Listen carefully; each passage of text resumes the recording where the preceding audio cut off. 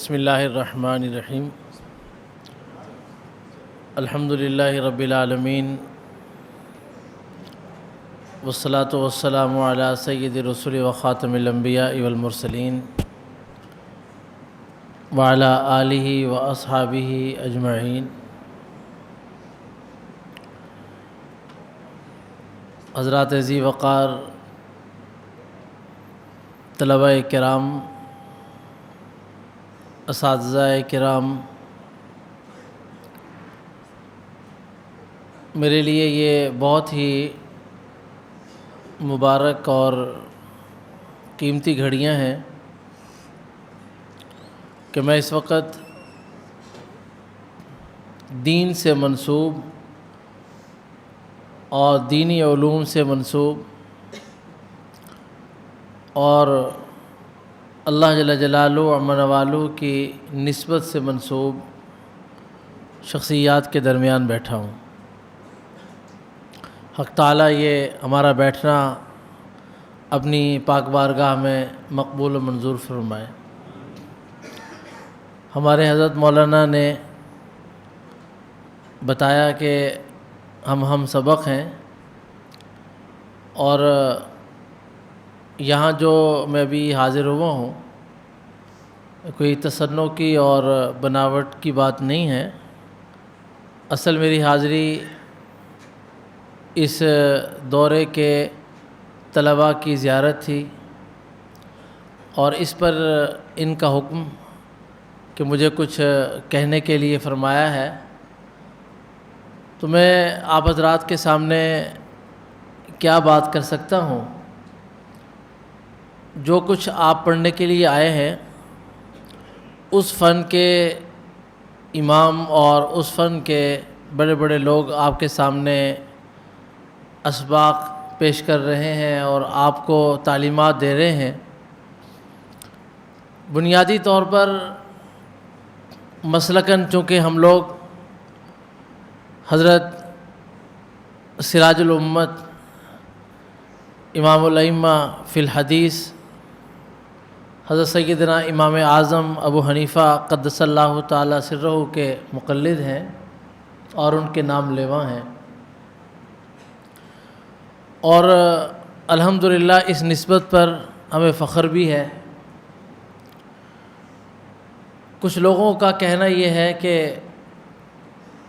امام صاحب رحمہ اللہ تعالی قلیل الحدیث سے یا وہ مشتغل بالحدیث نہیں ہوئے، یہ ایک علمی بحث ہے۔ ابھی میرے ذہن میں ایک بات آئی کہ ہم لوگ تو اتنے پکے حنفی ہیں، میں اپنی خاندانی اعتبار سے بات کر رہا ہوں کہ ہمارے جد امجد مجدد القراءات مقری اعظم اسوۃ الصالحین حضرت قائد رحیم بخش صاحب قدس اللہ تعالی سرہ، ان کے استاد جن کو ہم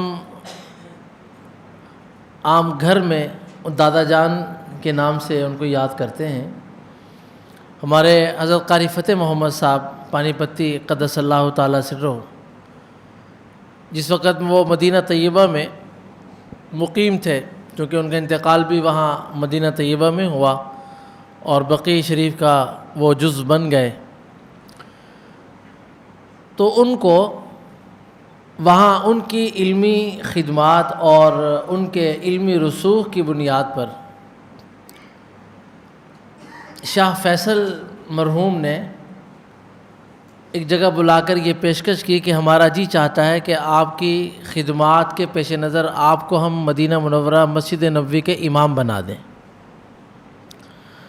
آپ اس بات کے اہل ہیں، لیکن ہماری ایک چھوٹی سی شرط ہے، اگر آپ اس شرط کو پورا کر دیں تو ہم آپ کو مسجد نبوی کے امام بنا دیں گے اور تا حیات آپ امام رہیں گے۔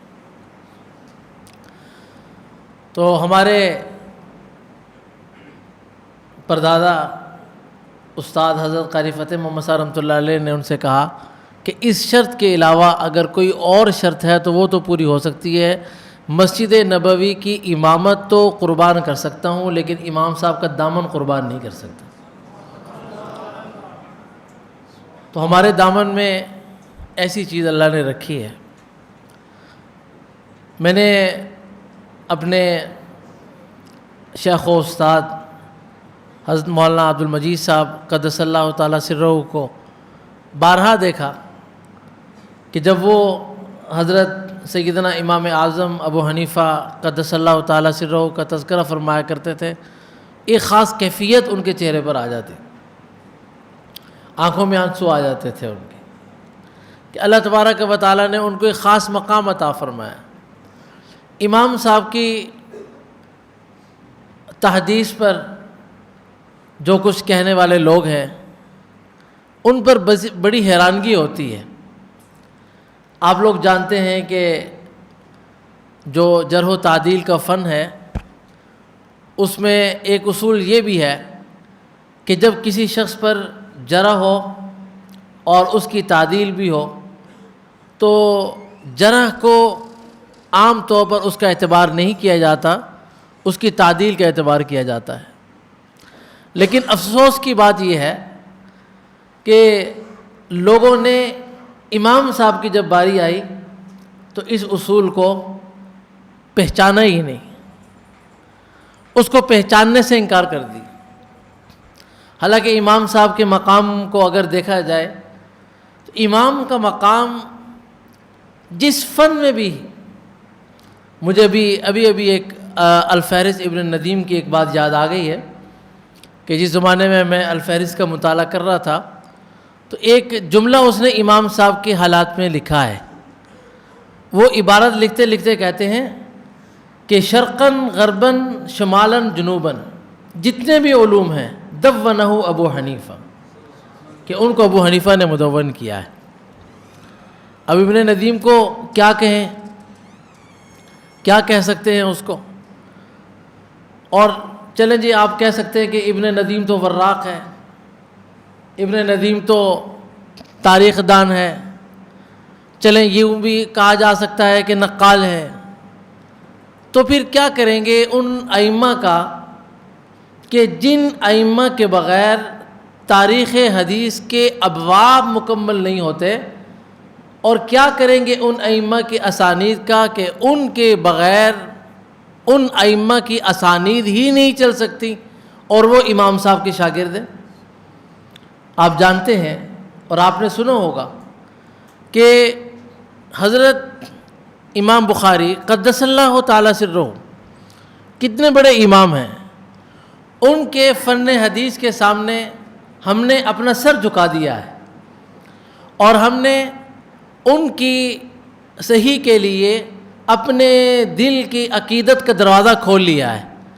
لیکن کیا کریں کہ امام صاحب کے دروازے پر بھی اگر آئے تو یہاں بھی نظر یہ آتا ہے کہ امام کی اپنی اسانید کی تکمیل اور امام کی اپنی صحیح بخاری کی تکمیل اس وقت تک نہیں آتی جب تک کہ وہ امام صاحب کے دروازے پر نہیں آتے. اب لوگ اس پر حیران ہوں گے.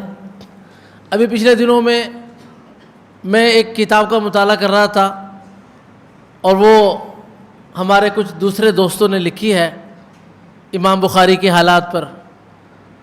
وہ واقعتاً انہوں نے علمی خدمت اپنے طور پر صحیح کی ہے، لیکن مجھے اتنا افسوس ہوا کہ اس قدر علمی تعصب ہے کہ جب امام صاحب کے مشائخ کا نام آیا اور امام صاحب کے مشائخ میں جب اس نے ابو عاصم النبیل اور مکی بن ابراہیم کا تذکرہ کیا تو بس ایک کہا کہ یہ بلخ کے اور بخارا کے بڑے عالم تھے، بس اور کوئی بات نہیں کی.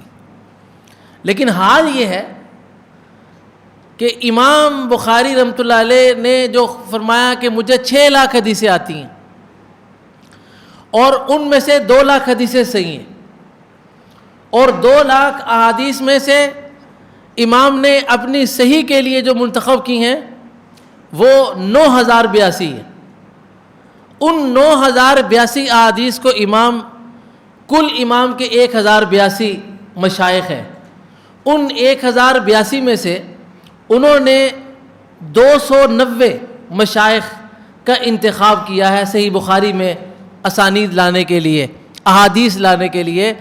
اور پھر ان 290 میں اب یعنی آپ یہ دیکھیں کل 1082 کو لیں، 1082 میں سے 290 امام نے منتخب کیے، اور پھر ان 290 میں سے 3 آدمی ایسے ہیں کہ جن کی سند امام بخاری کے پورے ذخیرہ حدیث کے اسانید میں سب سے عالی ہے۔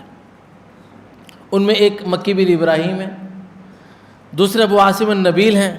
یہ دونوں امام صاحب کے شاگرد ہیں۔ اور یہ آپ یہ نہ سمجھیں کہ کوئی یہ کہتا ہے کہ جی میں حنفی ہوں، ہم حنفی ہیں اس لیے کہہ رہے ہیں کہ جی مکی بن ابراہیم، نہیں، الفضل ما شہدت به الاعداء، کہ بات تو وہ ہے جو دشمن کے، تو یہ تو ساری کتابوں میں لکھا ہے کہ مکی بن ابراہیم، امام ذہبی نے سیر اعلام النبلاء میں لکھا ہے کہ وکان من اصحاب ابی حنیفہ، کہ ابو حنیفہ کے شاگردوں میں سے تھے۔ اور ایک جملہ جو لامے میں حضرت شیخ مولانا زکریا صاحب رحمۃ اللہ علیہ نے نقل کیا کہ مکی بن ابراہیم رحمہ اللہ کی حالت یہ تھی کہ وکان یحبہ ویتعصب لمذہبہ، کہ امام سے وہ محبت بھی کرتے تھے، ویتعصب لمذہبہ، اور امام کے مذہب میں متعصب بھی تھے، صرف محبت کی بات نہیں ہے۔ تو اب کیا کریں گے؟ امام کے 9000 میں سے 22 ثلاثیات ہیں۔ ثلاثیات کا معنی آپ طلبہ ہیں سارے جانتے ہیں کہ امام اور نبی کریم صلی اللہ تعالیٰ علیہ وآلہ وسلم، کہو بھئی صلی اللہ علیہ وسلم۔ میں تو اپنے دورہ حدیث شریف میں سبق بند کر دیتا ہوں اگر طلبہ درود نہ پڑھیں۔ حضور علیہ السلام نے فرمایا کہ سب سے بڑا بخیل کون ہے؟ صحابہ نے عرض کیا کہ اللہ اس کا رسول جانتا ہے۔ آپ نے فرمایا کہ سب سے بڑا بخیل وہ ہے کہ جس کے سامنے میرا تذکرہ اور وہ میرے اوپر درود نہ پڑھے۔ اس لیے بھائی ہماری گفتگو جب تک ہو رہی ہے تو درود شریف بھی آواز آنی چاہیے، ٹھیک ہے نا مولانا صاحب؟ تو رسول اللہ صلی اللہ تعالیٰ علیہ وآلہ وسلم تک صرف درمیان میں 3 واسطے ہیں۔ اب امام بخاری رحمۃ اللہ علیہ کو اپنی 6 لاکھ احادیث، گویا کہ امام کی 6 لاکھ اسانید، امام کی 6 لاکھ احادیث، اور ان میں یعنی 6 لاکھ اسانید، ان تمام 6 لاکھ احادیث میں 22 احادیث یعنی 22 اسانید امام کے لیے قابل فخر ہے، اور اگر یہ 22 نہ ہو تو امام کا فخر ختم ہو جائے گا، امام کا امتیاز ختم ہو جائے گا۔ تو یہاں بھی امام بخاری رحمۃ اللہ علیہ کو جو سند پہنچی ہے وہ بھی حنفیوں کے ذریعے پہنچی۔ تو مکی بن ابراہیم ان کے بارے میں لکھا ہے کہ وَكَانَ يُحِبُّهُ وَيَتَعَصَّبُ لِمَذْهَبِهِ، کہ امام سے محبت بھی کرتے تھے اور ان سے متعصب بھی تھے ان کے مذہب میں۔ اور یہ اس سے بھی اگلی بات بھی لکھی ہے کہ حضرت سیدنا امام اعظم ابو حنیفہ قدس اللہ تعالیٰ سرہ کے جو 40 رکنی ایک شورا تھی، اس شورا کے بھی وہ رکن تھے۔ اب تو بھائی میں نے ایک کتاب میں پڑھا، اس نے مذاق اڑایا تھا اس بات کا کہ 40 رکنی شورا کے نام ہی بتا دو، تو ہمارے حضرت مولانا الیاس صاحب دامت برکاتہم العالیہ کو اللہ تعالیٰ بہت جزائے خیر دے، ان کی حفاظت فرمائے اور ان کو دین کے کاموں میں موفق فرمائے۔ تو انہوں نے ان 40 رکنی شورا کی فہرست شائع کر دی ہے۔ ایسی وہ 40 رکنی شورا مجھے بڑا انتظار تھا ایک لمبے عرصے سے اس کا، تو وہ مجھے یہاں نظر آئی۔ پھر وہ 40 رکنی شورا، وہ بھی اعتراض بھائی دور کر دیا گیا کہ تم کہتے تھے کہ 40 رکنی، وہ میں نے اس کتاب میں پڑھا، اس نے لکھا تھا کہ یہ 40 رکنی یہ ظنی شورا ہے۔ ظنی شورا یعنی کیا معنی ہے اس کا؟ گمان، یہ دماغ کے اندر شورا ہے جس کا زمین پر اور حقیقت اور واقعہ سے کوئی تعلق نہیں۔ لیکن یہ بھی اعتراض دور کر دیا گیا۔ تو مکی بن ابراہیم ان 40 رکنی شورا کے ایک رکن تھے۔ چلیں جی، مکی بن ابراہیم تو شاگرد تھے اس لیے مان لیا انہوں نے۔ تو امام صاحب رحمۃ اللہ علیہ کے وہ معاصر جیسے یحییٰ بن معین جیسے لوگ کہ جن کے بارے میں علامہ ابن حجر رحمۃ اللہ علیہ نے لکھا ہے کہ اس قدر اونچے درجے کے آدمی تھے، فرمایا کہ عصر کی نماز جب یہ پڑھنے کے لیے آتے تو 3 امام احمد، علی بن المدینی، یحییٰ بن سعید، یہ تینوں ان کے انتظار میں بیٹھے رہتے، اور جب یہ آتے یحییٰ بن معین تو یہ انتظار کر رہے ہوتے، عصر کی نماز پڑھی جاتی اور وہ پھر مسجد کے مینار کے ساتھ ٹیک لگا کر کے بیٹھ جاتے، اور کہا کہ تینوں امام ان کے سامنے کھڑے رہتے، ان کی ہیبت کی وجہ سے بیٹھنے کی جرت نہیں ہوتی تھی ان کو، علی ابن المدینی کو، حضرت امام احمد کو، ان تمام لوگوں کو کہا کہ یہ عصر سے مغرب تک کھڑے رہتے اور سوالات کرتے اپنے استاد سے اور یہ جوابات دیتے رہتے۔ ان کے بارے میں نقل کیا گیا کہ وکان یفتی بقول ابی حنیفہ، کہ وکان یفتی بقول ابی حنیفہ، کہ یحییٰ بن معین کے پاس جب کوئی مسئلہ پوچھنے کے لیے آتا تو وہ جو فتویٰ دیا کرتے تھے وہ ابو حنیفہ کے قول پر دیا کرتے تھے۔ تو بھائی قلیل الحدیث اگر ہوتے تو یہ لوگ کیسے ان کو مانتے؟ مکی بن ابراہیم جو خود اپنی ذات میں اتنا بڑا محدث ہے کہ اس کو امیر المؤمنین فی الحدیث نے اختیار کیا ہے، تو کیا خیال ہے کہ وہ قلیل الحدیث سے حدیث حاصل کرے گا؟ بھائی میں اور آپ فارسی کا رسالہ اس آدمی سے پڑھنے کے لیے تیار نہیں ہیں جس نے مدرسے نظامی نہ پڑھا ہو، ہم کریمہ سعدی پڑھنے کے لیے اسے تیار نہیں ہے، تو کیا خیال ہے کہ مکی بن ابراہیم، ابو عاصم النبیل، فلاں فلاں فلاں، ایک لمبی عبداللہ بن مبارک جیسے لوگ، عبداللہ بن مبارک رحمہ اللہ کے بارے میں تو امام ذہبی نے صراحت سے کہا ہے کہ امام کے قابل فخر تلامذہ میں سے، اور عبداللہ بن مبارک رحمہ اللہ کا عجیب قول میری نظر سے گزرا، ان کے بارے میں آتا ہے کہ ان کے سامنے کسی نے امام صاحب کا برائی سے تذکرہ کیا، انہوں نے اس کو مجلس سے اٹھا دیا اور یہ فرمایا کہ مجھے ڈر ہے اس بات کا کہ میں حضرت ابو حنیفہ کے کسی گستاخ کے ساتھ بیٹھوں اور کہیں اللہ کے غضب کی وجہ سے چھت نیچے نہ گر جائے۔ عبداللہ بن مبارک تاریخ جرح و تعدیل کی ان چند شخصیات میں سے ہیں کہ جن کو آپ انگلیوں پر شمار کر سکتے ہیں کہ جن کے اوپر کسی نے جرح نہیں کی، یہ عبداللہ بن مبارک ان میں سے کہ جن پر جرح نہیں ہوئی، ورنہ جرح سے کون محفوظ ہے؟ کیا امام بخاری محفوظ ہیں جرح سے؟ چونکہ اب خواص بیٹھے ہیں اس لیے کہ کہنے میں کوئی بات نہیں ہے، یہ جو خود جرح جو ہے یہ اس جرح کے بارے میں مستقل قوانین ہیں کہ اس آدمی کی جرح معتبر نہیں ہے جو اس کے زمانے کا نہ ہو اور اس کے علاقے کا نہ ہو، ورنہ کیا کریں گے؟ محمد بن اسحاق رحمہ اللہ کے بارے میں کیا امام مالک کا یہ قول جرح و تعدیل کی کتابوں میں نہیں ملتا کہ ہوا کذاب من الاکذبہ ودجال من الدجاجلہ؟ تو کیا اس کے بعد محمد بن حدثنا وبی قال حدثنا محمد بن اسحاق نکال لیں؟ نہیں، کہا جاتا ہے کہ امام مالک رحمۃ اللہ علیہ کو ان کے متعلق صحیح اطلاع نہیں ملی اور امام مالک رحمۃ اللہ علیہ ان کے احوال سے واقف نہیں ہوئے اور امام ان کے علاقے کے نہیں تھے، اس لیے یہاں پر امام مالک کی بات کا اعتبار نہیں بلکہ یہاں پر ان کی بات کا اعتبار ہے جو محمد بن اسحاق کے احوال سے واقف۔ تو یہاں پر بھی یہی بات کہ جو لوگ امام کے واقف نہیں ہیں،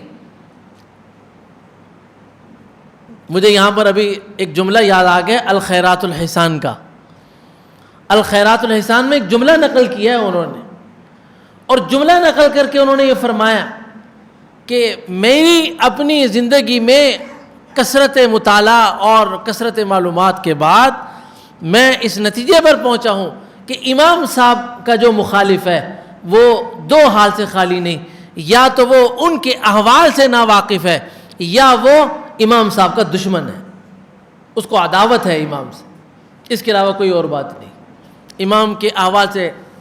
اور میں آپ کی خدمت میں یہ بات بھی عرض کر دوں کہ جناب سیدنا امام اعظم ابو حنیفہ رحمہ اللہ تعالی ان کے حالات پر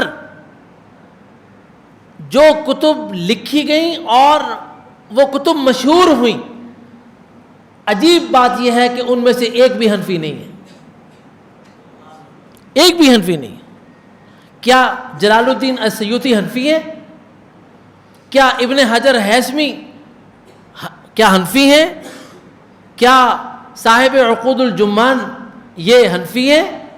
تینوں حنفی نہیں، اور انہوں نے تبییض الصحیفہ فی مناقب ابی حنیفہ لکھ کر انہوں نے یہ بتا دیا کہ دیکھو اگر تم امام صاحب پر اعتراض کرو گے تو کوئی شافعی ہو یا کوئی مالکی ہو یا کوئی حنبلی ہو، جو معتدل عالم ہوگا وہ امام صاحب کے دفاع کے لیے باہر نکلے گا۔ یہ چیزیں ہیں۔ میں آپ کو سچی بات عرض کرتا ہوں، ہم نے اپنے ان استادوں سے پڑھا ہے کہ جن استادوں سے پڑھنے کے بعد ہمیں الحمدللہ اپنے حنفی ہونے پر فخر ہے، ہمیں اپنے حنفی ہونے پر فخر ہے، اور الحمدللہ اللہ کا فضل و کرم ہے۔ اور مجھے ایک دفعہ ہمارے فیصل آباد کے ایک اہل الحدیث جامعہ کے ایک استاد تھے، ان سے کسی شادی میں ملاقات ہوئی، تو میں نے ایک گفتگو میں ان سے یہ بات ان کی خدمت میں پیش کی۔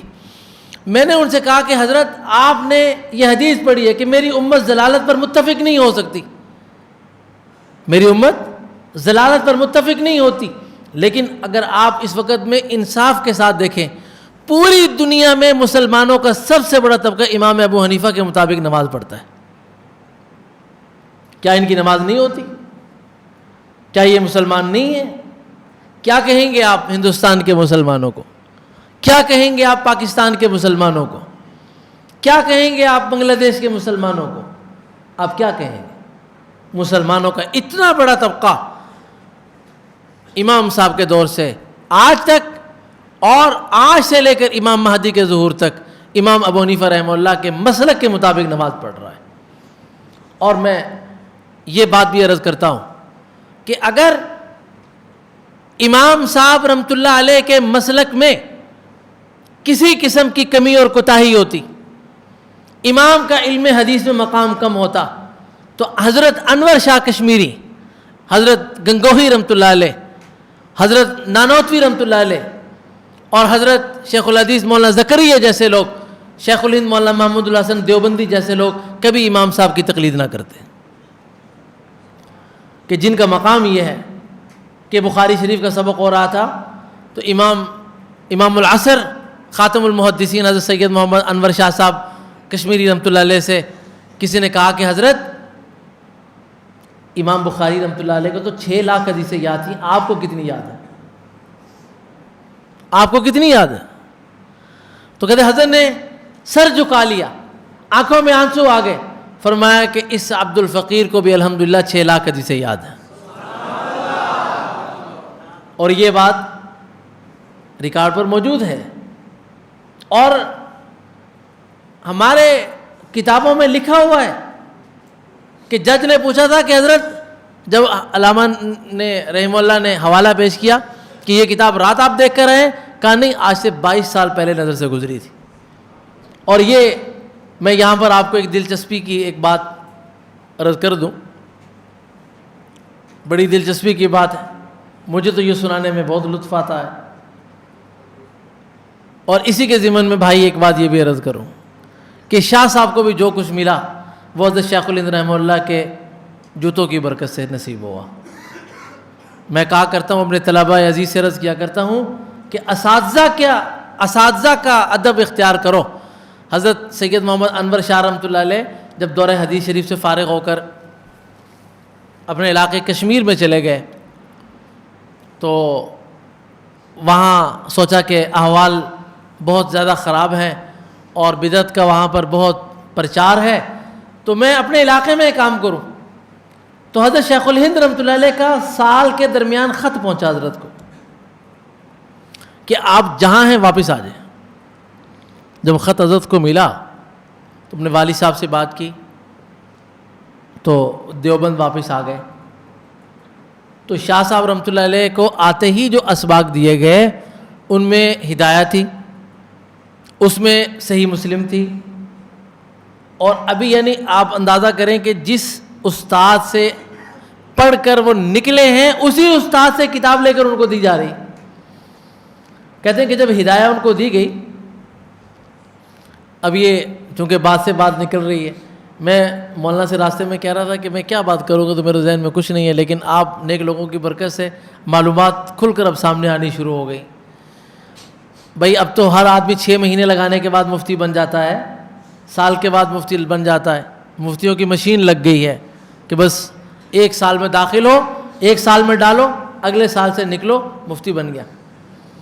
شاہ صاحب کا فرمان ہے کہ جو آدمی 30 سال تک ہدایہ نہیں پڑھا لیتا, میرے نزدیک اس کو فتویٰ دینے کے اختیار نہیں ہے. 30 سال کی ہدایہ کی تدریس ہو. تو حضرت انور شاہ صاحب رحمۃ اللہ علیہ جب وہ درسگاہ میں آئے سبق پڑھانے کے لیے, تو ایران کے کچھ علماء تکمیل کے لیے دارالعلوم دیوبند میں آئے ہوئے تھے, اور تکمیل میں ایک سبق ہدایہ بھی تھا. ان لوگوں نے حضرت شیخ الہند رحمۃ اللہ علیہ کو درخواست لکھی کہ حضرت, کیونکہ حضرت کی داڑھی جب حضرت پڑھانا شروع کیا تو ابھی داڑھی مبارک کے 4-5 بالوں کے علاوہ بال نہیں تھا کوئی. کہا کہ ہمارا سبق تبدیل کر دیں. حضرت شیخ الہند رحمۃ اللہ علیہ نے فرمایا کہ بھائی ایک سبق پڑھ لو, اگر اس کے بعد بھی کہو گے تو ہم تمہارا سبق تبدیل کر دیں گے. حضرت انظر شاہ صاحب جو ان کے صاحبزادے ہیں, انہوں نے لکھا ہے کہ طلبہ ساری رات فقہ کی کتابوں کے مطالعے کرتے رہے, فتح القدیر کا, کفایہ کا, عنایہ کا, بنایا کا مطالعہ کرتے رہے. شاہ صاحب جیسی درسگاہ میں عبارت پڑھی, ایک ادھر سے اعتراض, ایک ادھر سے. شاہ صاحب میں میرا سبق سن لو, پھر جس کا جو اعتراض ہوگا بیان کروں. کہتے ہیں 2 گھنٹے حضرت نے تقریر کی, جو وہ اعتراضات لے کر آئے تھے سارے اعتراض ختم ہو گئے. تو انہی طلباء کی جماعت نے 360 عربی کے اشعار پر مشتمل قصیدہ لکھا حضرت انور شاہ صاحب کی مدح میں, اسی جماعت میں. بھائی یہ علمی قابلیت یہ تھی حضرت کی. تو جب مسلم شریف کا سبق پڑھانے کے لیے وہاں گئے, بس اپنے استاد حضرت شیخ الہند رحمۃ اللہ علیہ کی مسند پر بیٹھ کر رقت طاری ہو گئی. روتے ہوئے بلبلاتے ہوئے حضرت کے پاس آئے. کتابوں میں لکھا ہوا ہے کہ حضرت شیخ الہند قطب العالم حضرت شیخ الہند رحمۃ اللہ علیہ اس وقت میں کچھ نیم دراز ہو کر اپنی چارپائی مبارک پر تشریف فرماتے ہیں. حضرت شاہ صاحب آئے اور آ کے حضرت کے پاؤں سے لپٹ کر رونا شروع کر دیا کہ حضرت میں اس حال کہاں کہ آپ کی جگہ پر بیٹھ کر حدیث پڑھا ہوں, حضرت مجھے اس آزمائش سے بچا لیں. حضرت شیخ الہند رحمۃ اللہ نے فرمایا کہ انور شاہ, اس جگہ پر بیٹھ کر تم نے ہی حدیث پڑھانی ہے, اور جب تم بیٹھو گے تو انشاءاللہ تمہاری حدیث کا ڈنکا پوری دنیا میں بجے گا. تو حضرت یہ استاد کا اتنا ادب و احترام. میں نے حضرت کی ایک سوانح میں پڑھا ہے کہ حضرت نے کبھی حضرت شیخ الہند رحمہ اللہ سے آنکھ ملا کر بات نہیں کی, اپنی استاد کی آنکھ میں آنکھ ڈال کر کبھی حضرت نے بات نہیں کی. تو میں عرض یہ کر رہا تھا کہ وہ دیوبند میں حضرت شیخ الہند رحمۃ اللہ علیہ کو کلکتہ سے تار بھیجا گیا کہ ہمارے یہاں پر کچھ لوگ حدیث پاک کا ان پر غلبہ زیادہ ہو گیا ہے. بھائی غلبہ زیادہ ہو گیا ان پر, تو اس غلبے کی آڑ میں وہ بہت کچھ توہین کر رہے ہیں. کوئی آدمی بھیجیے دارالعلوم دیوبند سے جو آ کر ان کی تسلی کر جاوے. تو حضرت شیخ الہند رحمۃ اللہ علیہ نے حضرت انور شاہ صاحب کو بلایا, فرمایا کہ بھائی کلکتہ چلے جاؤ, فلاں گاڑی سے جاؤ, وہاں کچھ لوگ تمہیں ملیں گے, بس فقہ حنفی پر چند اعتراضات ہیں, وہ اعتراضات دور کر کے واپس آ جاؤ. شاہ صاحب تشریف لے گئے. کلکتہ کے اسٹیشن پر جمعہ غفیر تھا کہ دیوبند کا شیخ آ رہا ہے مناظرے کے لیے, اور شاہ صاحب کی حالت یہ تھی کہ پھٹے ہوئے کپڑے پہنے ہوئے ہیں, داڑھی ہے نہیں, 4 بال ہیں, سادی سی ٹوپی ٹیڑھی سی لی ہوئی. وہ دیکھ رہے تھے کوئی جبے قبے والا ہوگا, بڑا سارا دستار باندھا ہوگا, اور 10 آدمی آگے 10 پیچھے ہوں گے. حضرت اکیلے اترے. بھائی مناظرہ کدھر ہے؟ کہا جی فلاں جگہ. کوئی شرکت کرنے کے لیے آیا ہوگا. گاڑی آگے چلی گئی, کوئی عالم نہیں اترا گاڑی سے. تو انہوں نے اسٹیشن سے تار بھیجا دارالعلوم دیوبند حضرت شیخ الہند رحمۃ اللہ علیہ کو کہ حضرت وہ عالم نہیں آئے, حضرت فرمایا کہ ہم نے خود سوار کیا ہے یہاں سے. خیر اسی اسنا میں خبر پہنچ گئی کہ دیوبند کے ایک عالم آ گئے ہیں وہاں. تو لوگ وہاں جا کر دیکھا تو منظر بھی عجیب. سمجھدار لوگوں نے کہا کہ دیکھو بھئی حضرت شیخ الہند رحمۃ اللہ علیہ نے بھیجا ہے, کچھ تو ہوگا اس لیے تو بھیجا ہے. انہوں نے پوچھا حضرت کتابیں کہاں ہیں مناظرے کے لیے؟ کہا کتابیں تو میں لایا نہیں ساتھ, کتابیں تو میں لایا نہیں. یہ اور پریشان ہو گئے. کہا بھئی مناظرہ کدھر ہے؟ مناظرے کی جگہ پر لے گئے تو فریق مخالف اتنا کتابوں کا ڈھیر تھا کہ وہ اس کا صرف سر ہی نظر آ رہا تھا, باقی سارا کچھ اس کے اندر تھا. اور یہ میں بلفظ ہی سنا رہا ہوں آپ کو. کہتے حضرت نے کہا کہ بھائی ایک بات دیکھیں, فقہ حنفی کا نمبر بعد میں آئے گا, بخاری کا نمبر پہلے لگا لیتے ہیں اور شرائط بھی بعد میں طے کر لیں گے. پہلے اتنا طے کر لیں کہ بخاری ہمارے ہیں یا آپ کے. اچھا بھائی, معیار بھی عجیب رکھا حضرت نے. فرمایا کہ میرے اور آپ کے ہونے کا معیار یہ ہوگا کہ جس کا امام بخاری ہوگا اس کو بخاری آتی ہوگی اور جس کا نہیں ہوگا اس کو نہیں آتی ہوگی. اچھا جی ذرا سنا دیجئے ذرا زبانی. کہا چلے آپ سنا دیں, جس طرح مناظرے کے اندر ہوتا ہے کہ سوال کا جواب سوال سے دیا جائے. کہا جی آپ سنا دیجئے. شاہ صاحب نے فرمایا کھول لو کتاب. کتابیں کھول لی گئیں. فرمایا کہ شاہ صاحب نے باب کیف کان بدء الوحی الی رسول اللہ صلی اللہ علیہ وسلم سے شروع کیا, کتاب العلم کے آخر تک ما سند و متن کے سنایا. تو حضرت انور شاہ صاحب نے فرمایا کہ جب میں نے آنکھ کھولی تو مخالف کا مناظر نظر نہیں آ رہا تھا کہ وہ کہاں چلا گیا. کہ اللہ نے ہمیں بھائی ایسے لوگ دیے. تو بھائی میں نے تو چند باتیں آپ کے سامنے کی ہیں. اللہ مجھے اور آپ کو, میرے استاد حضرت مولانا عبد المجید صاحب رحمہ اللہ تعالیٰ فرمایا کرتے تھے کہ مجھے جس طرح سورج کے صبح کو نکلنے کا یقین ہے, مجھے ایسے ہی اکابر دیوبند کے ناجی ہونے کا یقین ہے کہ یہ لوگ 100% حق پر ہیں. ہمارے استاد جی فرمایا کرتے تھے, فرمایا کہ مسلک ابو حنیفہ پر دل میں خلش رکھ کر عمل نہ کرو, 100% تم لوگ. میں یہاں پر 2 باتیں آپ سے عرض کرتا ہوں اپنے استاد رحمۃ اللہ علیہ کی تشریح میں, اور وہ بات سنا کے اپنی بات کو ختم کر دوں گا. پہلی بات حضرت مجدد الفسانی رحمۃ اللہ علیہ کی. حضرت مجدد الفسانی رحمۃ اللہ علیہ نے اللہ سے عرض کیا بحالت مراقبہ, یا اللہ یہ جو مسلک اربع ہیں, مسالک کے اربع ہیں, کیا یہ حق پر ہیں؟ اور اگر یہ حق پر ہیں تو مجھے ان کے مراتب بتا دیجئے. تو حضرت مجدد صاحب رحمۃ اللہ علیہ کو بحالت مراقبہ کشف کروایا گیا کہ تمام مسلک چاروں پر حق ہیں, اور چاروں میں سب سے بڑا اور حق کے قریب اور حضور نبی کریم صلی اللہ علیہ وسلم کے مزاج کے قریب حضرت ابو حنیفہ کا مسلک ہے. ایک بات. دوسری بات حضرت شاہ ولی اللہ صاحب محدث دہلوی رحمۃ اللہ علیہ کی, کہ حضرت شاہ صاحب رحمۃ اللہ علیہ جب تشریف لے گئے حرمین شریفین, تو وہاں مواجہ شریف پر عرض کیا کہ میں تمام فقہوں کو اکٹھا کر کے ایک فقہ بنانا چاہتا ہوں, اور یہ معلوم کرنا چاہتا ہوں کہ فقہ حنفی حق پر ہے یا نہیں. تو حضور نبی کریم صلی اللہ تعالیٰ علیہ وآلہ وسلم کی طرف سے منع کر دیا گیا اس کام سے کہ اب جو مسالک 4 چل رہے ہیں آپ اس میں کوئی 5واں مرتب نہ کریں. اور یہ بھی بتایا گیا کہ امام ابو حنیفہ رحمۃ اللہ علیہ کا مسلک حق پر ہے. بھائی ہمارے الحمدللہ اللہ نے ہمیں ان لوگوں سے وابستہ کیا. میں اسی بات پر اپنی بات کو ختم کرتا ہوں کہ اللہ تبارک و تعالی مجھے اور آپ کو اکابر علماء دیوبند کی صحیح نسبت عطا فرمائے, اور ہمارا خاتمہ اکابر علماء دیوبند جن سے میری مراد حضرت سید الطائفہ حاجی امداد اللہ صاحب, حضرت نانوتوی, حضرت امام ربانی حضرت گنگوہی, اور شیخ الاسلام حضرت مدنی, شیخ الہند حضرت مولانا محمود حسن دیوبندی, حکیم الامت مولانا اشرف علی تھانوی, اور حضرت مولانا خلیل احمد صاحب سہارنپوری, اور حضرت شیخ الحدیث مولانا محمد زکریا صاحب قدس اللہ تعالی اسرارہم.